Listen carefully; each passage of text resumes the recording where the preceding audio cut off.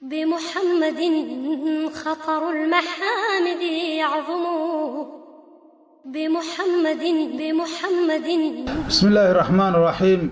الحمد لله رب العالمين، والصلاة والسلام على أشرف الأنبياء والمرسلين سيدنا ونبينا محمد وعلى آله وصحبه وسلم أجمعين.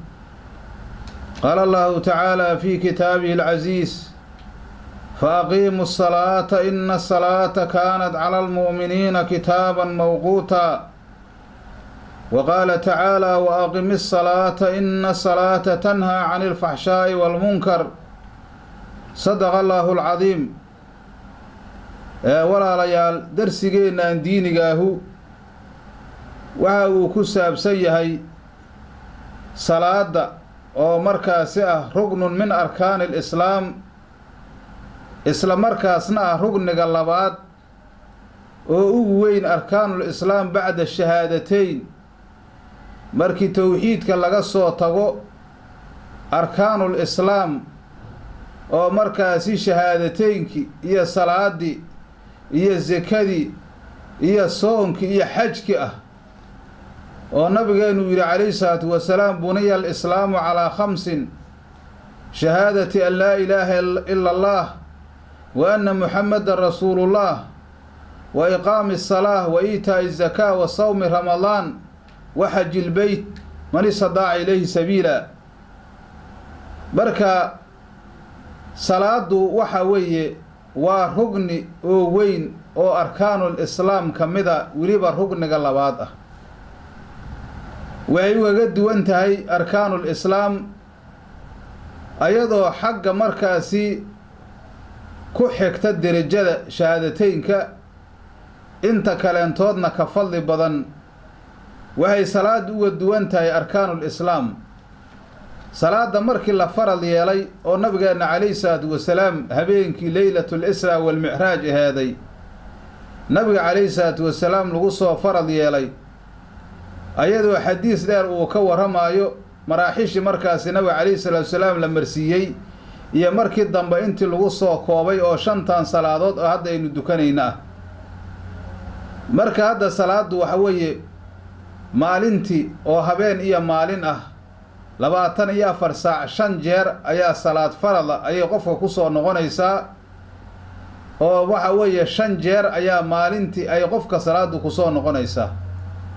marka waxa weeye takaaliif culus oo Ilaahay subhanahu wa ta'ala adoomankiisa uu saaray qofkii ka tagana waxa weeye markaas uu noqonayo qof islaamnimadii ka taga uu noqonayo. marka salaadu rugni aad weyn weeye. Ilaahay subhanahu wa ta'ala salaada fadligeeda quraanka ayuu uga waramay, rasuulkeena calayhi salaatu wasalaam ahadiis ayuu ku cadeeyay. salaada marka waxa la rabaa ihtimaam gaar inaanu siino maadaama shicaarki islaamka ku u weynay ay tahay oo hadda rugnigaas haddana shacaairta islaamka uu weyn yahay. dadka muslimiinta markay salaada isugu tagaan waxa weeye shaciiro oo markaasi min shacaairillaahi ah. waman yu'adhim shacaairallaahi fa innaha min taqwal qulubi ayuu dhahay Allah subhanahu wa ta'ala. ilaahay diintiisa waxa lagu aqoonsado qofka weyneeyane waa qof taqiya oo qalbigiisu alla ka cabsi uu iska leeyahay. salaada marka waxa weeye luqada markii la yiraahdo duca la yiraahdo khayr lagu duceeyo.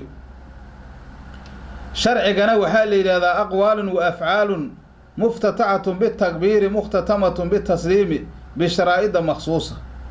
وحوي أقوال أو وحوي أركان الصلاة وحوي أقوال قوليال أو مركز ركنية يا قوليال يا وحوي أركان أو ركنية أو قولية يا أركان أو فعلية أيان دي لهاي أركان أو وحوي قولية.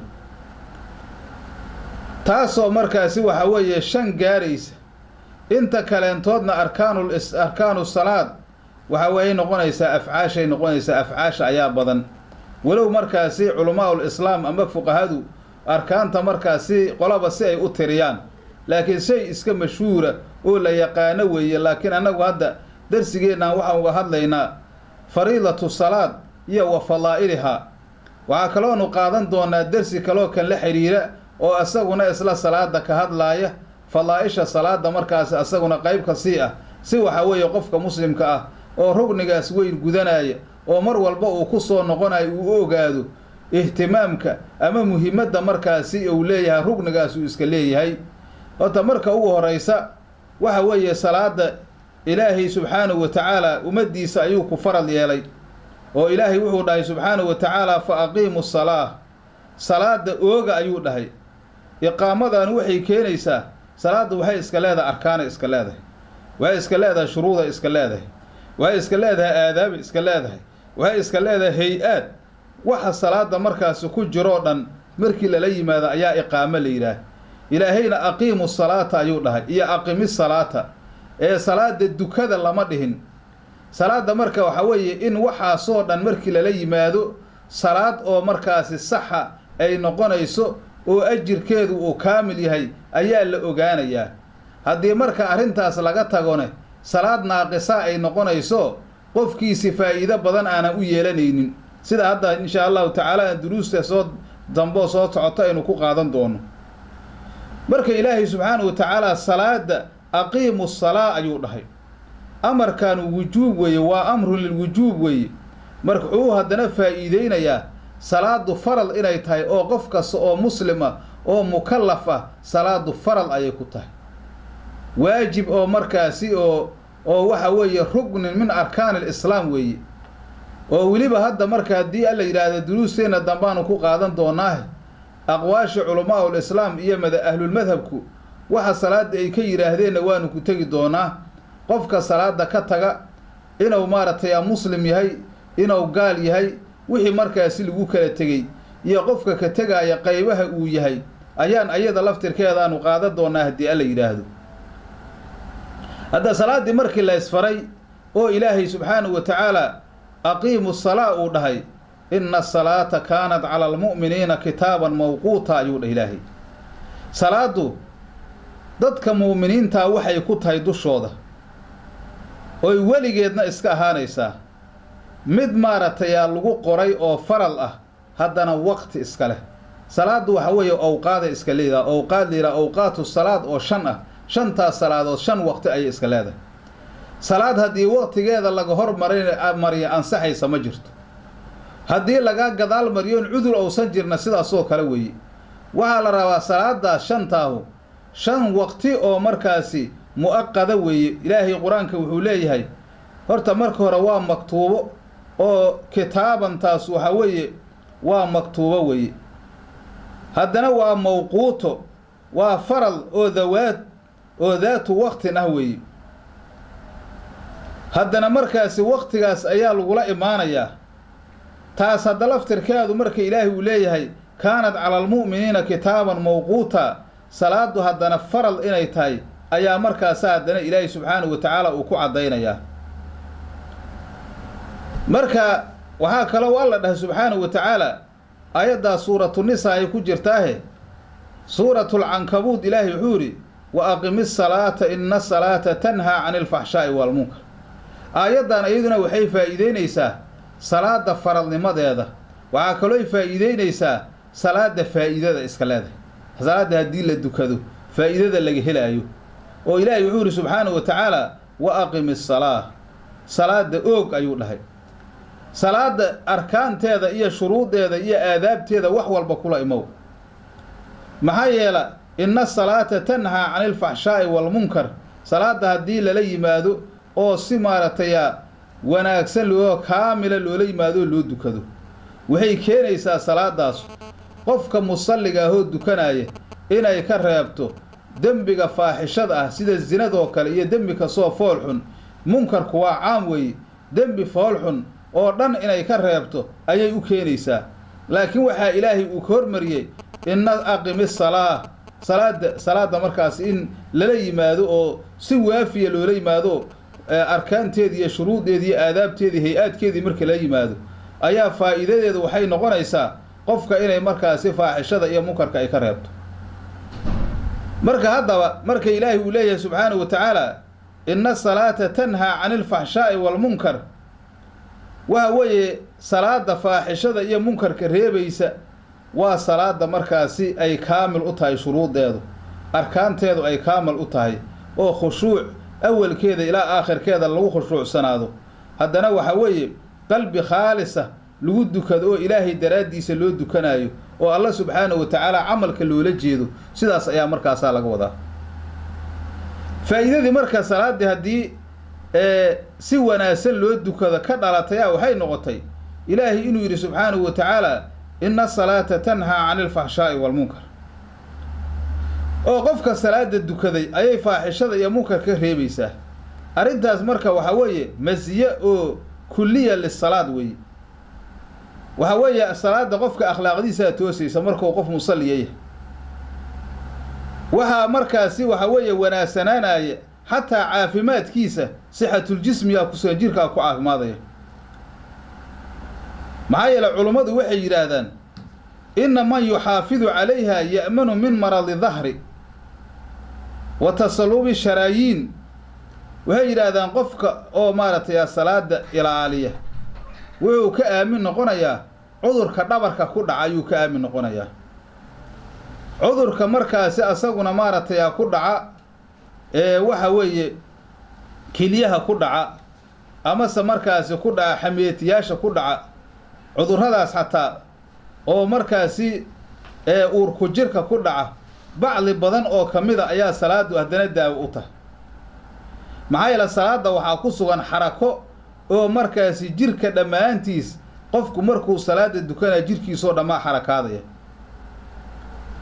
marka sidaas ayay markaasay faa'iido badan ayay u leedahay haddana waxa weeye salaaddu waxay ammaan qofka uga noqonaysaa amraasha oo markaasi ka dhasha qilatul xaraka weeye xarakada yar sida markaasi waxa weeye cayilkaoo kaleentood oo markaasi dadka guryaha iska fafadhiya ku batay weeye maxaa yeele nabigeenna calayhi salaatu salaam wuxuu dhahay adiibuu dacaamakum bidikrillaahi wasalaati ou dhahay rasuulkeenu wuxuu dhahay calayhi salaatu salaam waxaad ku dhalaalisaan oo aad ku baabi'isaan dacaamka aad cunaysaan ilaahay dikrigiisa iyo salaada ku baabi'iya ayuu dhahay ilaahay dikrigiisa iyo salaada ku baabi'iya ayuu dhahay rasuulku calayhi salaatu wasalaam oo waxaa laydinka rabaa inaad maaragtay salaada waxa weeye aad si wanaagsan aada u gudataan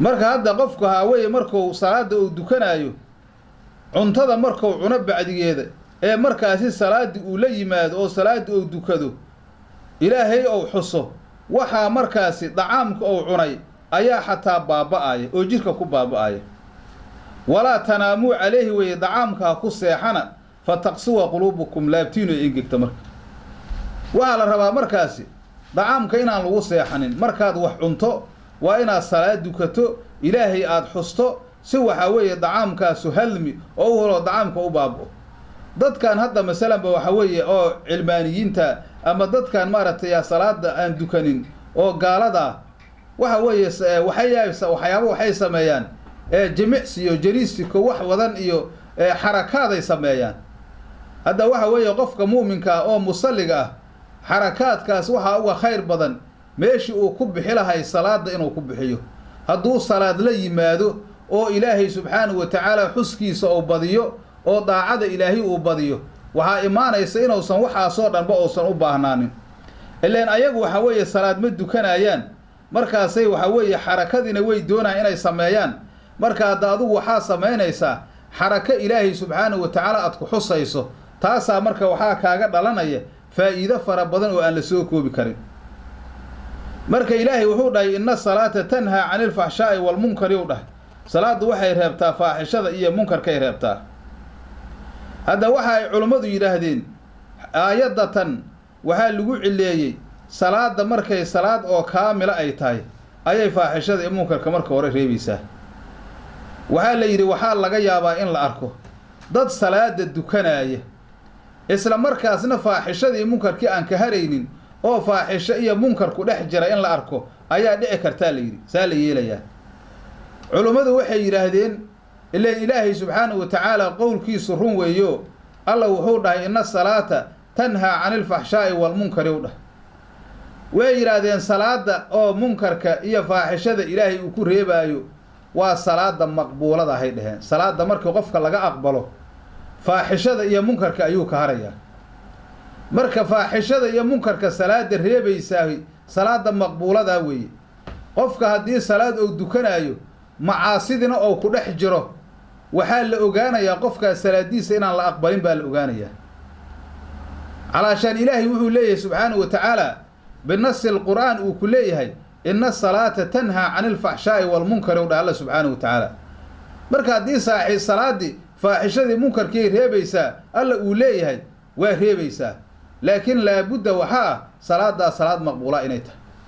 قفكو وحو أغاكرا سلاديسا إن لا أقبل إن لا أقبلين صلاة مركو دوكادو صلاة مركو أوكيانتو تواضع يا خشوع iyo alla ka cabsi iyo xumaan ka dhowrsi markay u keento qofka salaadiisa salaad maqbuula weey. hadii salaad uu dukanayo isla markaasina waxa uu ka taagsaaya aan la aragne waxaad ogaanaysaa markaas qofkaasu salaadiisu inay qayru maqbuula ay tahay. maxaa yeelay waxa lagu adkeynayaa xadiis nabigeenu uu yiri kaleey salaatu wasalaam man lam tanhahu salatu 'anil fahsha'i wal munkar falam yazid 'inda Allah illa bu'dan. qofkii salaadiisa aysan ka reebin faaxishada iyo munkarka ilaahay agtiisa ka siyaasa maayo ilaa alla ka dheeri mooye. maxaa yeelay ilaahay salaadii markii la dukado waxa uu dhahay tanha 'anil fahsha'i wal munkar ayuu dhahay. hadday dhacdo marka qofkii salaadii inuu dukanayo faaxishadii munkarkina uusan ka haraynin salaadan ilaahay ka aqbalin weeye. xadiiskaas saara maartay xadiis asagana sanadkiisu xasan yahay weeye. waxa ka imaanaya qofkaas inuu san ahayn qof markaas salaadiisa la aqbal inuu san ahayn.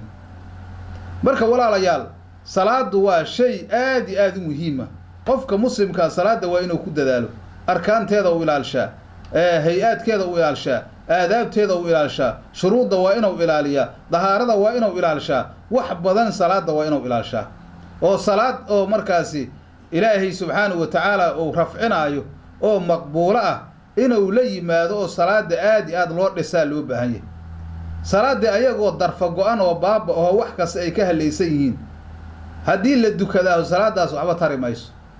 waa salaada dad badan oo masaajida buuxa ama meel walba salaada ku dukanaya haddana u keentay inayna waxay ka leexanaan aysan jirin oo wax ka soo faaxisha iyo munkar aysan ka leexanaynin.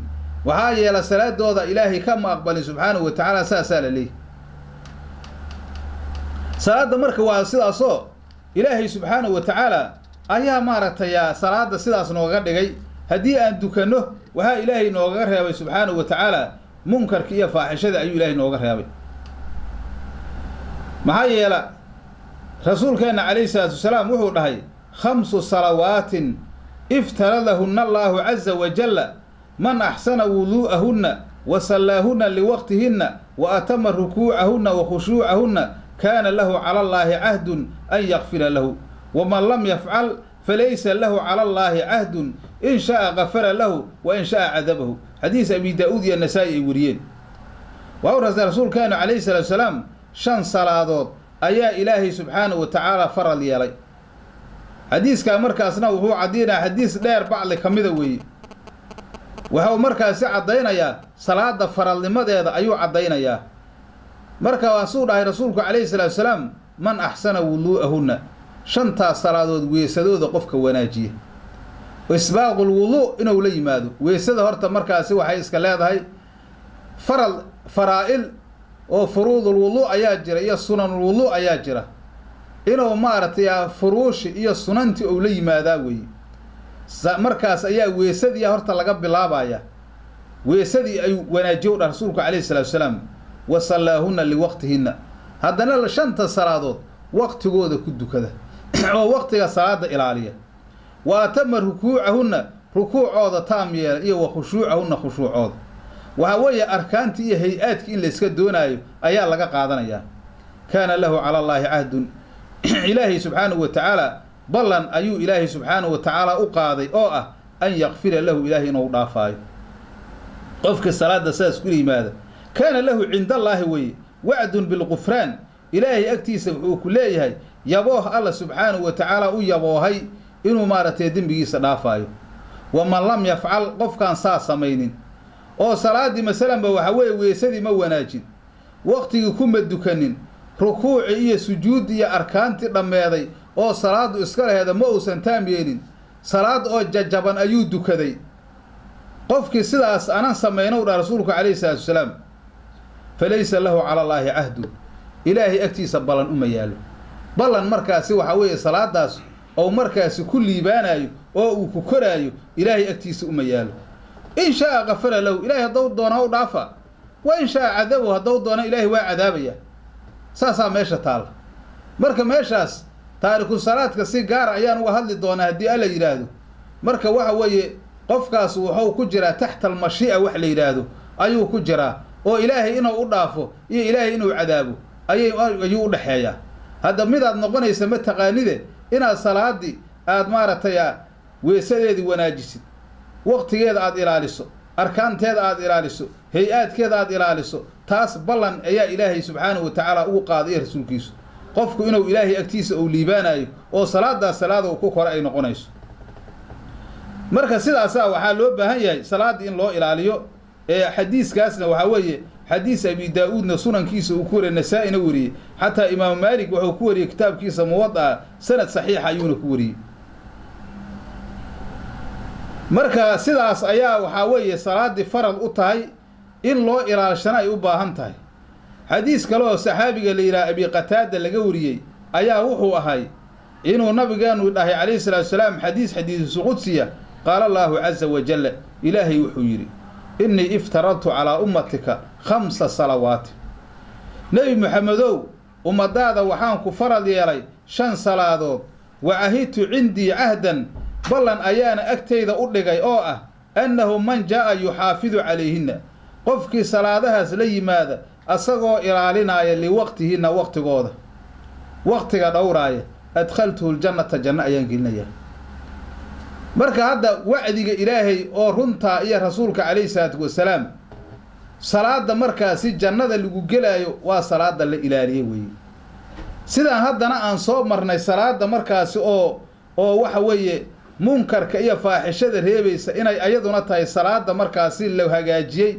inay tahay ayaan idana soo qaadanay waxaa kaloo dhahay alleh waman lam yuxaafid calayhinna qofkan salaadahaas 5 aan ilaalin falaa cahda lahu cindii agtayda ballan uma yaalo wax ballana oo aan u qaadaayo oo agtayda u yaala ma jirto ayuu dhahay alla subxaanahu wa tacaala marka hadda labadan xadiis waxaa ku sugan ilaahay iyo addoonkiisa ballan inuu u dhexeeyo oo ballankaas uu yahay qofkii salaada ilaaliya ee maaragtay faqad wafaa bicahdihi ballankii ilaahay buu oofiyey walahu cinda allaahi almansilatu alculyaa ilaahay agtiisana darajo aad iyo aad u saraysa ayuu ku leeyahy waman lam yuxaafid calayha qofkaan ilaaline faqad naqada alcahda ballankii oo buriyey amarkiisuna ilallaahi weeye allah haddou doona waa cadaabaya haddou doona ilaahay waa cafinayaa marka waxa weeye sidaas ayaa marka salaaddii oo aanu ku dadaalno waxay noo keenaysaa